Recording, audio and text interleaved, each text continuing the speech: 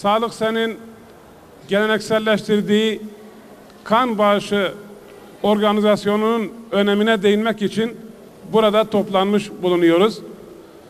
Kan bağışı elbette ki önemlidir, gereklidir ve zaruridir.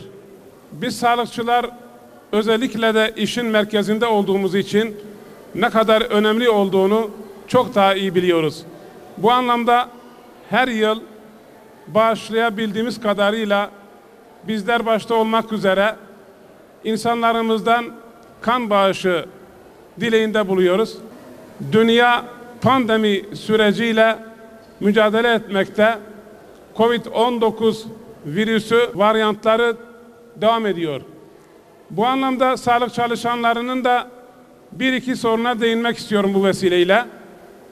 Sağlık çalışanları Covid-19'un merkezinde olmaları hasebiyle sosyal, mali ve özlük haklarının da dileklerinin yerine getirilmesi konusunda gerekli çalışmaların yapılması için hem sendika olarak hem kurumsal anlamda çalışmalar yapılıyor.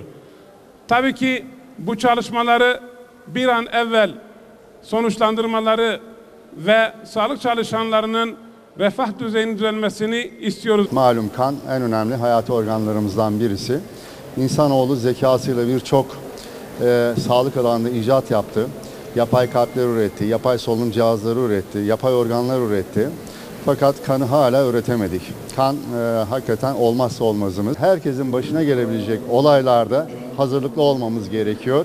Evlatlarımız kansızlıktan, sevdiklerimiz kansızlıktan ölmemeli bence. Çok önemli bir bağış bu. Hem dini yönden hem sosyal yönden mutlaka bunu düşünmemiz gerekiyor. Hem kan bağışı ve temini konusunda hem de plazma temini konusunda bu pandemi sürecinde vatandaşlarımızın müracaat ettiği ve ihtiyaç duyduğu iki kurumdan biri ve iki kurumun çalışanları. Ben iki kurumun çalışanlarına da bu vesileyle buradan teşekkür etmek istiyorum. Sağlık çalışanlarımız gene mührü koydular ve bugün burada bu kan bağışını tertip etmekle de yılı güzel bir etkinlikle, güzel bir anıyla tamamlamış olacaklar. Buradan şube başkanımıza, İl Sağlık Müdürüne ve İl Sağlık çalışanların hepsine, buradaki kıymetli abilerimize, kardeşlerimize huzurlarınızda teşekkür etmek istiyorum.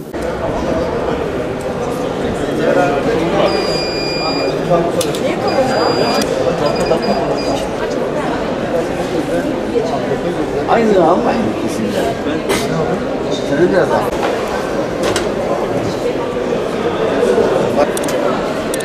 Sen ne? Şimdi bize kaydı.